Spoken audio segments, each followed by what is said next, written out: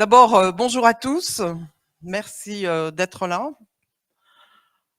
On se doit, avec le co-président Nelson Maldonado Torres, on se doit d'abord de remercier la mairie de Paris qui nous a offert cet espace pour le 5 juillet, donc dans le cadre du centenaire de Frantz Fanon. C'était c'est un long travail qui a démarré il y a plusieurs mois et qui n'est pas terminé, puisque pour nous, le centenaire, ce n'est pas une date, ce n'est pas une mémoire, ce n'est pas célébrer l'héritage d'une personne. C'est en premier de voir comment le travail de Frantz Fanon nous accompagne au quotidien dans nos luttes. Et comment on arrive à mettre nos pas dans ses pas pour aller plus loin, pour continuer la réflexion, surtout dans le contexte actuel que nous vivons tous, la fascisation du monde, mais aussi avec une résurgence, une réincarnation du racisme institutionnel qui s'exprime à tous les niveaux. Et entre autres, justement, par les violences policières. C'est juste pour ça qu'on voulait avoir une réflexion autour de le racisme institutionnel et les violences policières comme éléments d'expression de ce racisme institutionnel. Mais aussi, c'est une violence qui s'exprime à un niveau peut-être que l'on n'attendrait pas, ou en tout cas que l'on pourrait penser absent, c'est celui du soin, et particulièrement du soin concernant la maladie mentale, puisqu'on peut quand même dire, je crois sans se tromper, que ceux qui sont victimes de violences policières et aussi de maltraitance au niveau du soin de la maladie mentale sont particulièrement les personnes racisées. Et par ailleurs, donc, à l'occasion de ce centenaire, on a vu que la figure de Fanon, que la façon dont Fanon était perçu, dont était aussi utilisé, voire instrumentalisé, posait un certain nombre de questions. Donc c'est la raison pour laquelle on a voulu avoir une réflexion, un échange sur Fanon, champ de bataille. Et pour nous accompagner dans cette journée, mais surtout en fin de soirée, on aura donc un moment musical avec des musiciens qui vont nous accompagner. Et je voulais donc vous remercier d'être là et espérer que nous aurons des échanges fructueux, parce que je pense, en tant que Fondation Frantz Fanon, nous pensons que s'il peut y avoir des changements et si Fanon peut nous aider, c'est bien parce que les organisations, des organisations de terrain luttent au quotidien, et pour eux et pour elles, la pensée de Frantz Fanon est un élément de soutien et de réflexion qui permet d'aller plus loin. C'est d'ailleurs pour ça que quand on a pensé ce centenaire, on a fait un appel aux organisations qui s'inscrivent dans une démarche décoloniale pour qu'elles n'hésitent pas. Excuse-moi Hubert, il ne faut pas distribuer de la boisson dans les salles, excepté ici. C'est bien noté. Donc tous ceux, oui, excusez-moi, je fais juste une parenthèse. Pas de boisson ni de nourriture dans la salle, c'est spécifié à plusieurs endroits. Donc pour tous ceux qui veulent boire, ce sera à l'extérieur, il y aura de l'eau, etc. Donc c'est pour ça que on avait fait un appel à collaboration avec d'autres organisations, et d'ailleurs on a eu des appels positifs de l'Équateur. Non, where do you where with where are you with Guatemala, sorry. Nelson just came back from Guatemala. Sorry. Nelson revient juste du Guatemala, où il a travaillé justement avec des organisations, une organisation qui a organisé un événement autour de Frantz Fanon, mais dans une perspective décoloniale, il y a aussi à la fin du mois de juillet l'école d'hiver de Black House Collective à Soweto, où la Fondation a déjà travaillé avec eux au moins depuis 2 ans. Et on a par exemple, dans le cadre de la Caribbean Philosophy Association, la Fondation va organiser 2 panels en Martinique les 17 et 19 juillet. Et bien évidemment aussi, tout au long de l'année, a été organisé un certain nombre de rencontres et d'événements avec des associations avec lesquelles on travaille, et particulièrement sur le plan international. Et juste pour terminer, la clôture de ce centenaire se fera en mois de décembre, les 18-19 décembre, à Dakar, en collaboration avec le musée des civilisations noires. Voilà, je vais passer la parole au coprésident Nelson Maldonado Torres. Il va parler en anglais. Je pense que tout le monde comprend à peu près l'anglais maintenant. Ça va aller, il parle doucement et peut-être que je pourrais vous aider dans la traduction. Merci Mireille. Bonjour à vous, à tous. My first language, ma première langue, c'est l'espagnol. Je peux parler espagnol, but I think that fewer of you will understand. So English will probably be the second best. I'm sorry. I can read French and I can follow conversations, but to speak it requires another level more, so I'm sorry I cannot communicate with you in that way.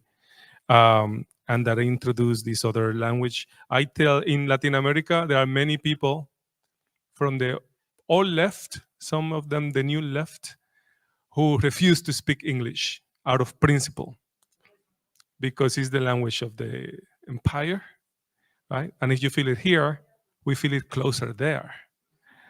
But I tell them all the time, but if you don't speak English, you're not going to be able to really appreciate the lyrics of Bob Marley in All Is Death, or read Malcolm X, or listen to Malcolm X.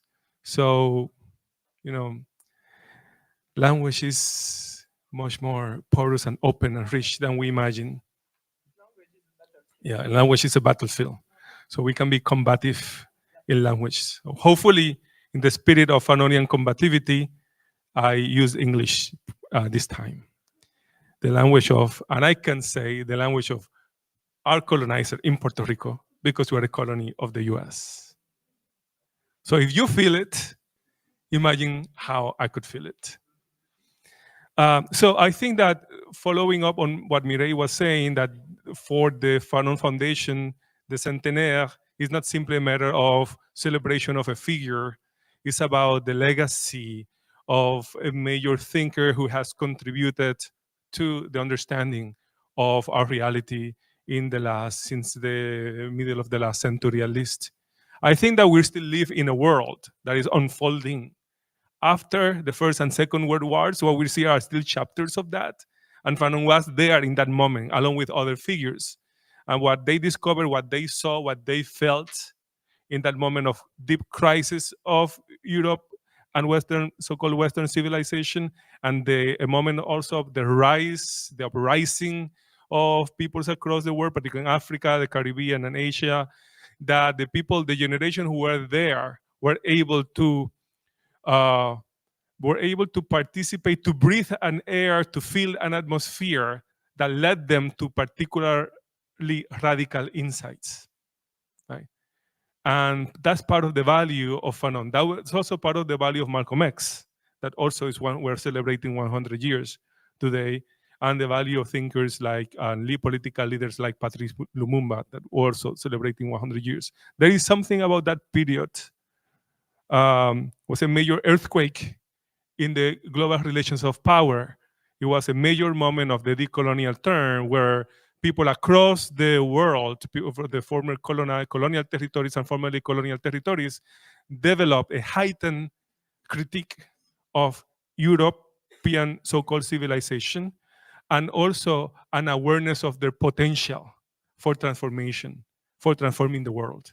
And I think when we look at Fanon now, is drawing from that sense of the potential for transformation and for the tools that will allow us to criticize the system. I will only add that today Fanon is as relevant as ever. And, from Fanon, we learned about the connections between fascism in the context of the Second World War. He fought as a veteran against direct fascism. So again, if someone knew fascism and also knew colonialism and racism and was able to connect the dots between fascism, colonialism, and racism, was someone like Fanon, who was in context deeply marked by anti-Black racism, by different forms of racism, by fascism here in France, and by colonialism, both in Martinique and in Algeria.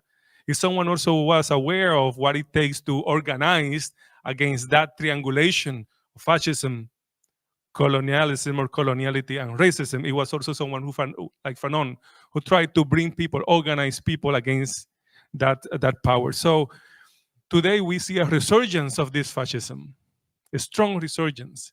And coming from the US, where now is state policy to persecute critics of the government and to imprison students who have been critical of the United States, and to try to read so-called foreigners who do not comply, who do not obey, who are critical of the US, right? There is an attempt of cleansing of the country in a moment when, for the first time in the history of the US, Anglo-Saxon whites are projected to no longer be the demographic majority, right? No longer be. And the government now is a fascist government that is doing everything possible to delay the moment when whites are no longer the minority, to delay it, and in the process, to send the message to everyone who is not white that you better behave. Because if not, we can throw you out, we can imprison, we can damage you in multiple ways. So there is a system, a government of revenge. I think it's fascist already. Coming from a colony in Puerto Rico, we know the relationship between that fascism and colonialism, and also racism. So Fanon is there teaching us to understand, helping us to understand the situation. And also Fanon is crucial in helping us to understand both the reality of the Caribbean, the whole Caribbean, the metropolis, France, and what happens in the metropolis, and what happens in Africa and Algeria, right? So in Fanon's work, we find this tremendous reach and depth, and that allows us to make these connections across multiple sites. And that's why Fanon is very difficult to pinpoint or coin only for one cause, only for one form of analysis. It's kind of his work seems to be more like a treasure that is open to us. And what he wrote is generative. That when we come to Fanon, it's not simply what Fanon as a person, what he felt, what he thought, is also what his writings provoke in us to generate new ideas in the spirit of Fanon, right? In the spirit of Fanon. Whether Fanon himself may have said it or not, there is what his work lead us to think, and lead us to think in a radical way that will be consistent with the spirit of decolonization that he advanced. So that's hopefully what this Centenaire is all about, keeping that flame alive, spreading it, making sure that Fanon continues to be known from Costa Rica, where we're going, to Guatemala, South Africa, right, Dakar in Senegal, in the US, in different, right? That's what we're trying to do this year. And so I'm happy to join this event of the foundation, thanks to Mireille and all the local organizers who have done a wonderful job making this possible.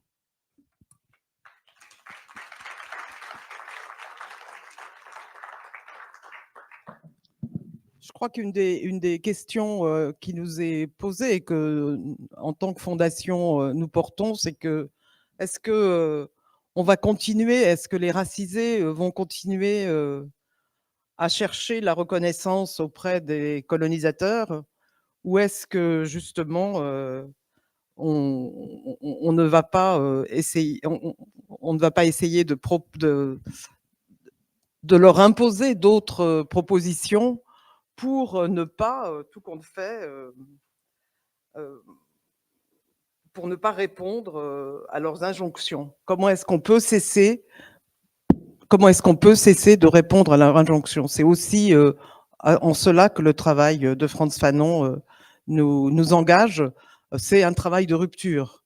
Donc, de quelle nature devrait être et quelle forme devrait prendre ce travail de rupture?